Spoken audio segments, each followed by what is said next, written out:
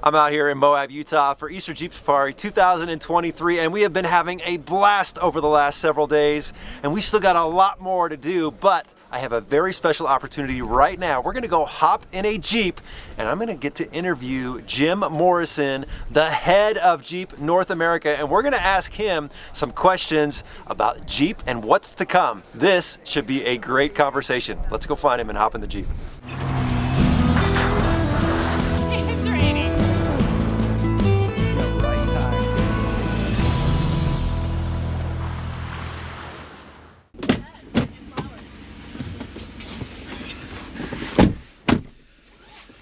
What is going on, guys? We're here in Moab. We just hopped in a brand new 20th anniversary Jeep Rubicon, and I'm here with Jim Morrison, the head of Jeep brand in North America. Buddy. Brad, this is a pretty cool place to be, huh? It is an amazing place to be. This is beautiful. We are at the trailhead of Wipeout Hill, and we're gonna go putt around a little bit, and Jim has agreed to allow me to ask him a few questions, some that you guys have been wanting to know and some that I'm kind of curious about. So yeah, Jim, let's go hit the trail, dude. Good stuff. Now, yesterday we were out driving some of the old heritage concepts, and we were out on Porcupine Hill. You were out there wheeling with your sons. Yep. How was that? Yeah, it was good. We had a great day. You know, there's really no bad day in Moab, as you know. Right. And yesterday was one of the best. You know, we got to drive some of our old concepts and really talk to some of the industry experts, and you're one of them that we love having along, and it's a great way to really just, you know, talk Jeep and do what we like to do, which is drive some challenging trails.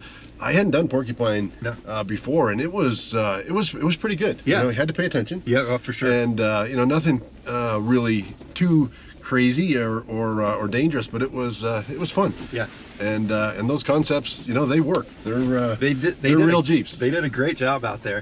Do you have a favorite trail out here in Moab? You know, that's a hard question, and I think I answer that question probably different every time. But I think you know, I really like Poison Spider. Yeah. But the problem is if you do it too many times, then you think because you're missing so much. You know, we ended up at the end of the day, after we went out and did Hell's Revenge with the boys and did the new stair step. Yeah. I hadn't done that yet. Yeah, okay, yeah. So that was pretty good.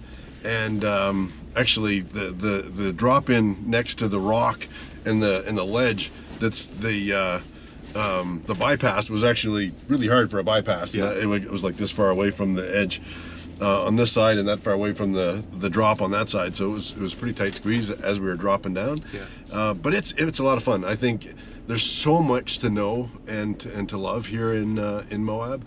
You kind of get spoiled, you know, with how this all goes, and there's always, you know, so much beauty, you know, when you know, around every next turn, and I think for me it's really just a chance to keep exploring all the trails. Right. So that was a long way to answer. I'm not really sure. Well, you know, I was talking to your sons, because your sons were out there driving. They said they've been coming out here with you for like 10 years. Yes. And they're both of them, their favorite trail is Cliffhanger. Yes. Yeah, they actually, because you know what, they like freaking me out. I don't really like heights. Yeah, me neither. And they'll stand on the edge and, you know, like I jump back and forth, and I'm like, oh, come on, you're killing me. Yeah. I don't get like getting within 10 feet of the you know, the edge, and they're right there. So it's crazy what they do, but that's a really good one too. Yeah. Okay, so let's dive into some good Jeep questions. But first, how did you get started in the automotive industry, and how did you come to be the head of Jeep? Well, yes, it's a fun job, or a fun question. My first job in the automotive business was back in the 80s, actually, at a dealership. It was a Chrysler dealership where I had a summer job in the parts department, and you know, I just fell in love with cars. My dad always loved cars. We always talked cars, and you know, it was a natural. I started, you know, I worked the parts department for a few years, and then one year I just got lucky because one of the salesmen, you know, when I went in for my first day to start the parts department job for the third year in a row, one of the sales people in that dealership was off sick. So the dealer said, hey, do you want to sell cars for me? Yeah. That way, you know, he doesn't have to lay someone off after the summer or whatever. Anyway, I had so much fun selling cars that that I just stuck with it. I was going to be a dentist, and I changed course. So I turned my my biology degree into a business degree, and then did an MBA, and then just kept going with the automotive. Right on. That's awesome. That's a big responsibility to be, you know, there's so much heritage with Jeep. Yes. Like how big of a responsibility is that to maintain that heritage with the brand? You know, it's a huge responsibility, and we like to say that, you know, we're the temporary curators of the brand. Yeah. You know, because since 1941, you know, there's been different companies that have kind of managed Jeep, and I think it's our responsibility to listen to our customers and do what's right for the brand, you know, and really we try to use 4 words as our guiding principles, and it's freedom, adventure, authenticity, and passion. And if we think that everything that we do lines up to those 4, then we're okay. Okay. And you know, it's tough with all the government changing regulations and, you know, different people, you know, input on what the product needs to be. But if we're aligned with what our customers want and true to what the brand is, I think we'll keep steering it in the right direction. Okay. If somebody is, they have a passion about vehicles and they want to get into the automotive industry, what would be your recommendation for them? You know, I'm not just saying this because it was the way I started, but I think understanding the retail part of the world and working in a dealership, you know, is a really good start, because that's really where the customer connections happen, and understanding how that works gives you a real leg up. And then you can decide, you know, what to do. You can stay at the retail world, because there's lots of opportunities in the retail dealer channel, or you can go to the factory world and then have a really good understanding of what our customers are looking for. And I think for me, that's probably the biggest leg up. And I would say the other piece of it is just don't be worried about doing some extra hard work, you know, because sometimes that's what it's needed. You know, my dad used to call it, you know, sweat equity. And it still works even today. You know, you just have to work, understand your customer, do what's right, and it works. Okay. We got some good obstacles out here, guys. We're on Wipeout Hill. It's a legitimate trail, and it's awesome that we're in the 20th anniversary, because this thing's on 35s. It's got the Extreme Recon package. Yep. Yeah. 392. 392 power all day. Makes you smile. Doesn't even care. Okay, Jim, look, this is a question that I get comments about all the time. Having been a Jeep Gladiator owner, I love that truck. It's an amazing Jeep.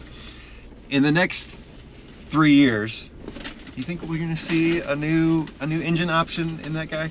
You know, well, how do I say this without getting fired? I have the conversation with my boys a lot too. We have told the world that we're going to have every one of our vehicles with an electrified option by 2025. Okay. And it doesn't have one today. Yep. So that's, I'm gonna say, an easy one. Okay. But that's an easy one. It's gonna get some sort of electrification. We haven't gone beyond that. Okay. And that's pretty much what we're working on for Gladiator. All right. Fair enough, guys. There you go. Okay, Jim. So there are, I don't know, are there thousands of Jeeps here this week in Moab? I mean, there's a lot. Oh yeah. What do you think is Jeep's Wrangler's biggest selling point? You know, it's the community. Yeah. You know, it's you know, 82 years of history and community, and you see it out here. I mean, this is the 57th Easter Jeep Safari, and everywhere you go, there's a Jeep. Everywhere you look, it's different. You know, everywhere you know, it's everywhere. Every Jeep you talk to, it's modified or lifted or you know, part of the customer's life, and that's really what, you know, is different about Jeep. It's the community and the spirit of Jeep that goes into the vehicle, even more than the vehicles. Yeah. And that's really what's special here. Yeah, I agree. So that community, you know, there's a lot of off-roaders, but they want to take them out and be hard with them, and they're rugged vehicles, but they're also a daily driver. How do you balance, you know, keeping this nice and comfortable in here as a daily driver, but also be able to hit a trail like this? Yeah, you know, that's probably some of the longest and hardest debates that we have, you know, with the brand and engineering team and design office as we you know, talk to our customers and listen to, you know, what they're looking for, and you know, you'll see some of that here later this week when we introduce the new 2024. Yeah. Because, you know, we understand that customers are looking for some of these things that typically haven't been in in Wranglers. And I mean, we had a 5-year conversation about power mirrors, before we put power mirrors on this thing, and now the conversation's about bigger radios and more power and more accoutrements inside, and some might think, is Jeep going soft? Well, we'll only add stuff if it makes the Jeep more capable. Right. So if you think about it from that perspective, you'll see that we're gonna add some more of that stuff here to the 2024 real quick. Right on, I can't wait. We only got a couple more days for that big announcement, so I'm excited to see what the new one's gonna look like. Yeah, it's gonna be fun. You got to.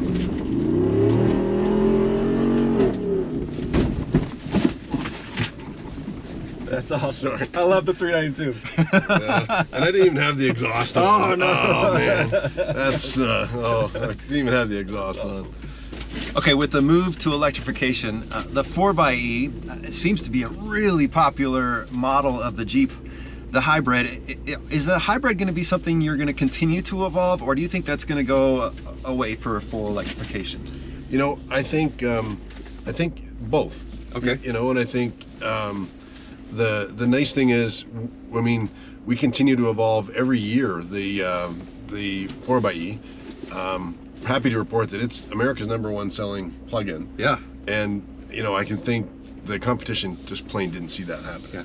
Right. And I mean, it's because it's a really good Jeep first, and it's got a lot going for it. And so we're going to continue to refine and make that better and better. Okay. And again, you'll see some of that here in a couple of days. Oh yeah. Okay. I think one of the things for me that's actually the most exciting part of this transformation. The world is going more electric, and the way I like to say it is Jeep is becoming more capable. And it just happens to be electric. Yeah. Which is nice because that's what the government wants us to do too. So that's okay. Right. But we're always evolving our 4x4 technology and to be the best, right? And our Jeep customers expect it to be, right? And the 4x4 with electrification, we've been saying 4xe is the new 4x4, and it really is. We were out earlier this week and we were over on Poison Spider, and there's this, they call it the wall on Poison Spider. I've got a really good video of it, I'll show you.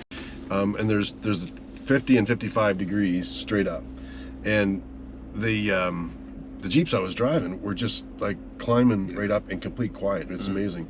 But like, for example, this 392, 470 pound-feet of torque, is the same as the 4xe I was driving, 470 pound-feet of torque. But you gotta love the sound of this, and you gotta love this. But what it can't do is it can't sit at more than 35 degrees for more than 5 seconds, right? Because it's got to move the oil around and all that stuff. So the way that event goes, you have to, and you sit there, because otherwise you snub in or you whatever. So the electrics ones were just going in, and you would sit and you would get a little bit of momentum and go up the rock, and the electrics were doing it the best. Yeah. And some of those constraints are now gone with electric, and the instant torque is incredible. And I had some neat conversations with the customers that were watching me wheel my 4xe, and you've seen it. It's not a normal 4xe. Right, It's running on 37s and a 2.5-inch lift. Right. And it's got the fender flares and a winch, and it's a fantastic vehicle. But that's my pick. Yeah. I can drive whatever I Right. want, and that's my pick. Yeah. I love it because you can feel the electric instantly on the rocks. And I had an interesting conversation with a customer who walked over and said he watched how easily it went up the event. The switchback on Poison Spider, the waterfall, I think they call it. And anyway, he's like, it was amazing. It just walked up. And but he said, how do you kind of feel the power getting to the ground if you don't hear the engine? I said, well, it's easier because at the top off and the doors or the windows down, and you can just hear the tires because there's no sound. Yeah. You just hear there's just the electric, and you can hear the tires chirping on the rock. And he's like, yeah, you know what, that's really cool. Yeah. And he said he was going to get one. So yeah.